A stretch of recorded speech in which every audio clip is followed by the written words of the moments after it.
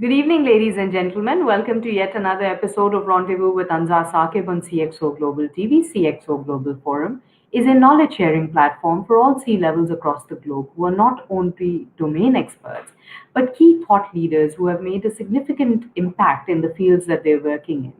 We take massive pride in our members, influencers, and global disruptors who are contributing to the knowledge economy on a daily basis. On this show, we always try and interview those ladies and gentlemen who have been game changers in the industry. So today as well, we're interviewing someone very special, Mr. Adeel Alvi. He's the Director Security Systems at Secutronic. Hello, Adeel. How are you? Hello, Anza. I'm good, and I would love to say thanks to you, and of course, say hello to your audience as well. Great, sounds lovely. So let's cut to the chase. Adil, you are one of those overseas Pakistanis who moved to KSA a while ago. Where did this journey begin? And how did you end up becoming the director of a significant company in KSA? Well, yeah, actually, I belong to Karachi, Pakistan, and Right. it has been 3 decades that I moved here when I was very young. So I did my schooling in college, but yet the connection with Pakistan was always there, as we used to visit in summer vacations, like every overseas Pakistani here. After that, once our schooling is completed, so I did my computer engineering from Hamdard University, and then I came over here back again and started working for this company. And in the middle of my career, I opted to choose to do MBA. Mhm. That I did from Middlesex University in Dubai.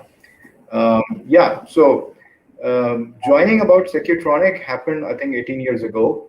At that Mhm. time, So it's I've been been 18 years since you've been working with Secutronic. Wow. it's since the beginning, since the inception of the company. So you can say I'm one of the early joiners, if not the Mhm. pioneers. So I'm one of the early joiners. At that time, it was having a vision of the shareholders and the founders that we should have an innovative technology company. I'm talking about 2003. So to introduce electronic security system as a niche industry and improve these standards. Back then, it was mostly analog systems, and the technology was way behind what it is today, and it Right. has changed rapidly. Yeah.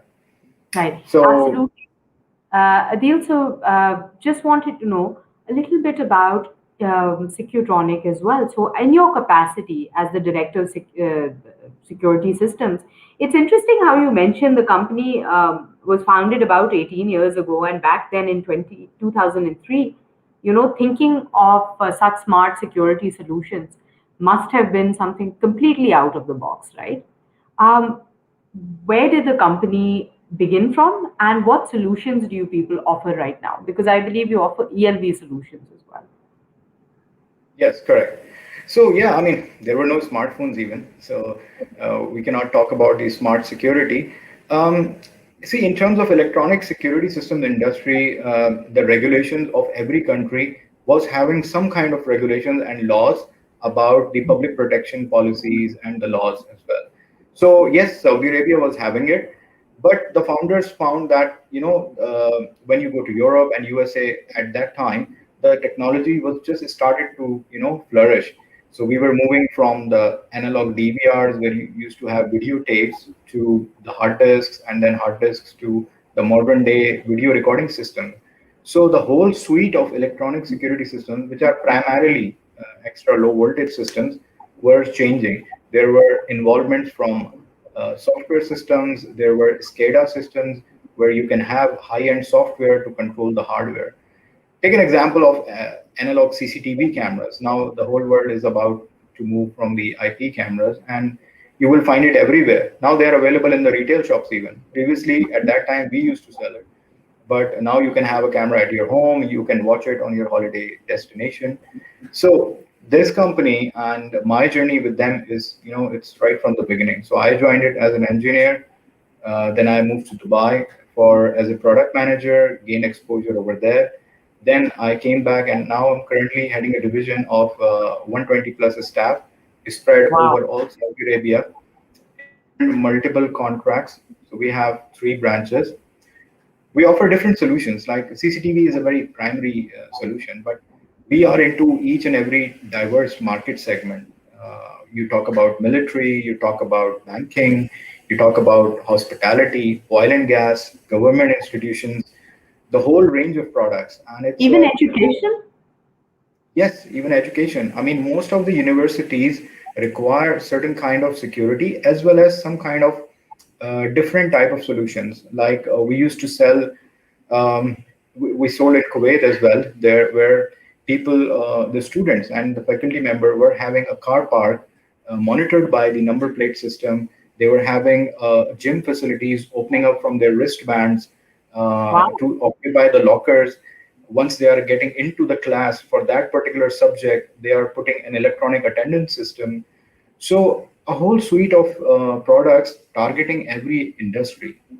Yeah. So what we do is we bring out solutions from different manufacturers. We, in fact, bring out products, and then we blend the solutions by sitting with the customer and looking into their requirements and customize them. So that's what the USP of our company, that we design the solution, we install the solution, we do the project management, and we do the operation and maintenance. And this relationship Also the continues. after sales and maintenance. Wow. So that it's like a complete turnkey solution when it comes to these bespoke security and electronic solutions. That's amazing. Adil, I remember in one of our informal conversations, you were telling me about the new smart city in the KSA, where it seems so futuristic. Could you tell our audiences a little more about it, the kind of the way it functions, and how far are we in Pakistan from that kind of a system? So, as you say, the word smart was becoming a buzzword like 4 years back, and Saudi Arabia, as their infrastructure planning, announced around 5 to 6 different smart city projects. The first one of them was close to Jeddah, and it's called King Abdullah Economic City. Mm-hmm. So, when they wanted to invest in it, and it attracted a lot of interaction, because there are logistic. They want to make it a seaport. They want to make it a logistic hub. They want to make it a residential community as well as leisure and entertainment areas. So it's a huge area and attraction for that. What we came into this picture, so we have a very focused solutions. The requirement and challenging was that they want to have a completely automated and autonomous procedure for the people who are visiting the smart city. So if I have to go from any other city and to visit that area, I should just go log into the website and register myself and my vehicle. Once I will approach to the gate, automatically the barriers will open if my number plate is registered. When I Mm-hmm. will enter into the city, I have my mobile as my access reader. So I can open the door. I can open the door with my digital card to any of the roof, any of the floor, again, if I'm authorized to. So I can gain access if I need to meet one of my relatives, if I need to access one of the offices, if I need to use any of the facility like Burger King or Pizza Hut. So that is the design that we did, thankfully, with our technology partners. And and one of the exciting thing was that in our industry there is an authority, leading authority called Intersect, who does exhibitions. And for the first time in 2018, they announced the awards for the manufacturers and for the people, companies like us, and they picked up around 150 projects throughout the Middle East. We got Mm-hmm. shortlisted, we got nominated in there, and we were the only Saudi company who got nominated. And Wow. alhamdulillah, fortunately, we won the award for the best public place security of the year. Mashallah. So So this is would one of you the highlights. say, yeah, would you say this is your biggest achievement? It was because when you do your work within your limits, you don't know what kind of work you're doing. For you, it becomes normal. But when you go and compare it with the work what other industries are doing, we were competing against one of the top companies in Dubai, UAE, Qatar, and all. Some of the iconic projects like Sheikh Zayed Sports City, Dubai Marina. I mean, there were so many things, but having been recognized over there can actually give you confidence and trust the kind of work that you're doing once it is recognized by industry peers. Yeah. Absolutely. Adeel, now, you mentioned a lot of these solutions and you have literally outdone yourself, you and your company. However, one of the things that I would like to bring to your attention is that these last 2 years with the pandemic, almost 2 years now, a lot of businesses have seen ups and downs, right? How was your nature of work affected? And did you take any measures to curtail your losses if there were any, or did your sales skyrocket, or did you have to do any firefighting? And what has the pandemic taught you? Like every industry, there was a minimum impact, but what I could probably say that whoever was our clients, for example, they are from different industries. Of course, they got hit. Like hospitality industry was a major hit. Aviation was a major setback. So any projects related to these particular industries were put on hold. But at the same time, security is a necessity and it's mandatory for any critical infrastructure to continue. So wherever our clients were cutting budgets, they were focusing on having the operation and maintenance of their current security systems, as well as so this was number one. So our revenues for the operation and maintenance were not affected. In fact, we have been asked by the top organizations of Saudi Arabia, who are our clients, to submit business continuity plans that how our people are getting protected by COVID.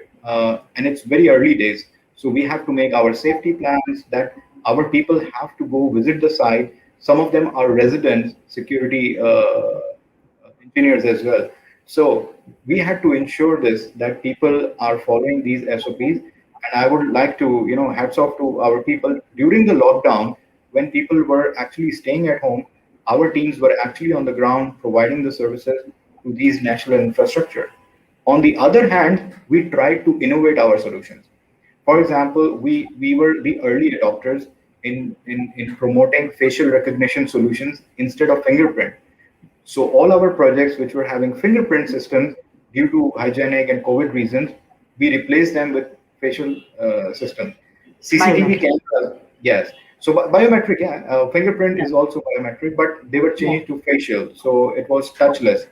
Cameras, which are regular monitoring, we will replace them with thermal fever detection cameras.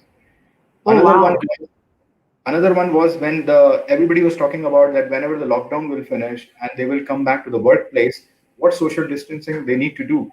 So we promote solutions which you can upload your drawing and layouts of your workplace, and they can generate alerts if two people are getting too closer and how much away you have to sit. So these are all smart workplace solutions that we provided. Wow.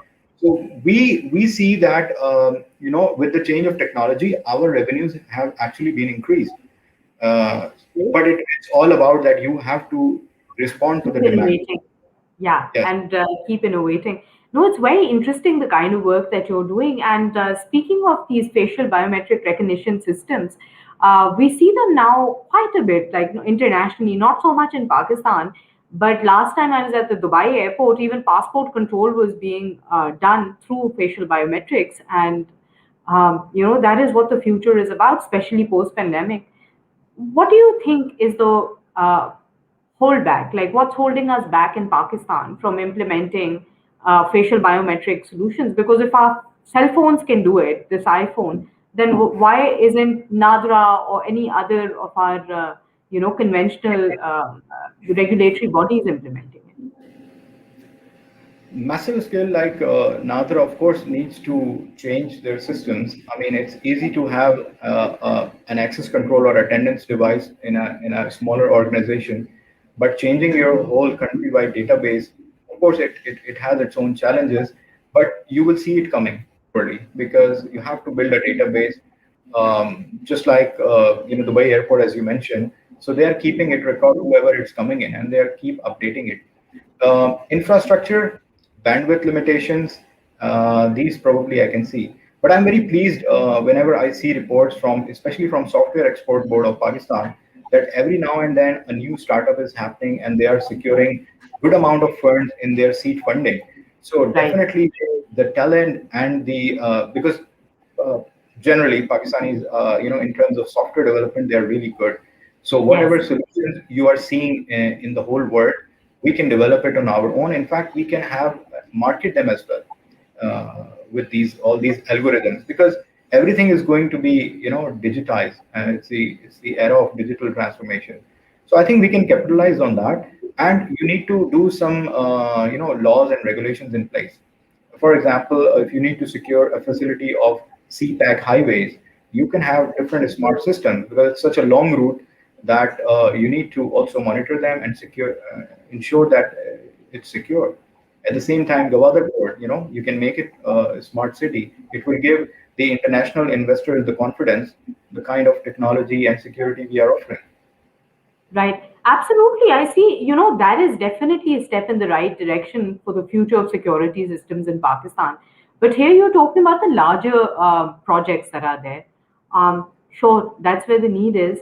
But what about these smaller, like not so small, but, housing schemes, like let's say the Bahria towns or the Gulf cities or so on and so forth? Don't you see that there is a utility of your systems or systems like these in these cities as well? Because I see in some of the areas, like in Islamabad here now, we have this smart tag system, and your car just goes through even for the motorways. But it would be really nice to see such systems being implemented. Do you think how soon can we have these kind of solutions in Pakistan? The technology is ready. The schemes like Bahria Town or any other scheme that they want to give a nice experience to, for example, 18 as well, if they Hmm. want to give a nice experience to their residents and community, as I told you, the smart city that I have done and we have won the award, it's about logistic and warehouses, as well as there was a resident community which was living in. So it was the customer experience they were having, right from the Absolutely. main gate to their houses, to the guest management system, to the visitor login system, who's visiting them, who's not. You have to ensure security, but you should not allow security to be a roadblock or a barrier to experience something. So I know there are a lot of, when we visit somewhere, there are a lot of logging in when you are visiting someone, but home automation systems inside the home, your mobile can become a digital card wherever you want to move around Bahria Town, be it your home, you want to use a facility. As a resident of Bahria Town, you can use these smart systems to your convenience. This could be a very much attractive and selling point for these communities And as well. and speaking strictly in terms of security, I think, I mean, correct me if I'm wrong, where these systems are concerned, they're much more safer than using conventional keys or smart cards, right? Because nobody can really pretend to be Adil or Anza and have their devices and just walk in, right? So keys can be stolen, cards can be stolen, but usually you keep your mobile phone with you. In your mobile Absolutely. phone, even if you have to use a digital card, now in your phones you have to have a Face ID. You can use an entertainment area, you can use a coffee shop, you can use a restaurant within Bahria Town. You can open your own door with that. You can issue these temporary passes on their mobile phones to the visitor also. So it gives a good sense of experience to residents as well as their visitor, and the technology is ready, and it's not at all expensive as well. I mean, Right. these Because that was my second question. The solution. sorry. Uh, Yeah. that was my follow-up question, Adil. You already, it's almost as if you read my mind. So this follow-up question was that for maybe for big MNCs like the Unilevers or the FMCGs, they could still implement it for their biometric attendance or so on and so forth. But what about startups, or what about these smaller housing schemes or residential areas? Um, how are these a luxury that only the MNCs and the international corporations can afford? Not at all. You have, just like when you want to buy a car, you have every option available from in terms of price and in terms of features. In our industry, also, you can go for uh, a very good economical solution where you can get maximum of the benefits, and you can go to up to higher quality as well. So it can cater to different market segment. It depends on your system integrator or companies like us who are closely working with the client and designing a specific solution according to the requirements. Of course, in terms of technicalities and in terms of economics as well. Right. Thank you very much, Adil. And, it's very inspiring to see um, young business leaders like yourself because, they're really inspiring for not only their own company and their own employees, but also those that are watching them or hearing them.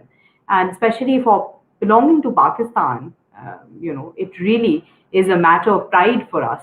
However, what I would like to know from you is what kind of a leader are you? What values do you inculcate in your leadership in the corporate sector?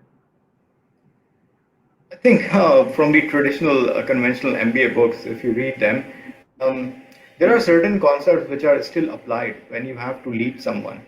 You can be a manager, but to be a leader, as you say, you have to first lead by example. You have to be honest with yourself first. Only then you can expect. Today's market, if I talk about here, yes, you can sell a product, but at the moment, the market is shaping up that who is in front of me. So first you have to sell yourself, and once you gain customer trust, you can sell the product as well. When you are the leaders of people, because you have to lead, somehow you have to work with people, your emotional quotient has to be high, okay, Yeah. so that you can understand people. You should be able to pick up their skills. If you have a good grip on the business, you should build up your teams because not everything you can do it by yourself. Uh, and and innovation. I mean, today, with the living in the world in which we are living, the leaders mindset have to be very tech savvy, okay, otherwise you will be behind the race. I always say that we used to say before that big fish eats the small fish, but these days it's the faster fish that eats the slower fish. So if you Brilliant. have to have, yeah, if you have to have good attributes of a leadership, I would say innovative, uh, vision, and as well as good human being, you can say, so that you have good work ethics. Absolutely. Couldn't agree with you more. Unfortunately, we've reached the end of our session today, Adil, but thank you very much for your time. We've learned a lot of new things today. I'm sure the audience has as well. And for those of you who want to get in touch with you, I've shared some links in the description. Upon an ending note, I would like to ask you, what do you think is the utility of forums like CXO Global? Well, I'm really amazed and very impressed to see such a prestigious forum where all the big guns of Pakistan, especially and overseas, are coming together and wholeheartedly sharing their knowledge and gaining their knowledge. I mean, without any hesitation. Especially the work and through your interviews, the kind of knowledge that you're sharing and introducing the image of Pakistan outside. I mean, I really appreciate the kind of work CXO Global is currently doing, and I think it's a great opportunity to network with your industry peer and colleagues and see some kind of a collaboration that we could do. So definitely, the bridge you are building is super. Thank you very much, Adil, for the kind words.